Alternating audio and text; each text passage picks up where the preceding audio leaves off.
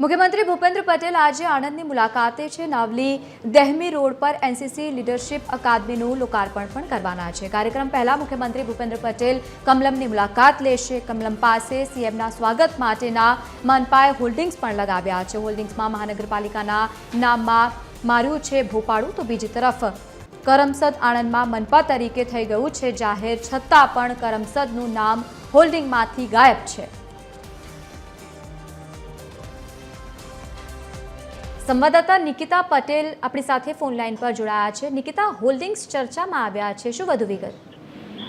જી lovely, જો ખાસ કરીને વાત કરવામાં આવે તો મુખ્યમંત્રી ભૂપેન્દ્ર પટેલ આજે આણંદમાં બનશે મહેમાન, ત્યારે કમલમ ખાતે મુખ્યમંત્રીના સ્વાગત માટે મનપા દ્વારા હોર્ડિંગ લગાવવામાં આવ્યા હતા, જેમાં મનપાના હોર્ડિંગમાં મનપાના નામમાં માર્યા હતા ભોપાળું। કરમસદ આણંદ મનપા તરીકે જાહેર થયા પછી પણ કરમસદનું નામ હોર્ડિંગમાં ભૂલાયું। જી બિલકુલ, આભાર સમગ્ર માહિતી સાથે જોડાવા બદલ। મુખ્યમંત્રી ભૂપેન્દ્ર પટેલ આણંદની મુલાકાતે છે તે પહેલા હોલ્ડિંગ્સ લગાવવામાં આવ્યા હતા, પરંતુ નામ ન બદલાતા ચર્ચાનો પણ વિષય બન્યો।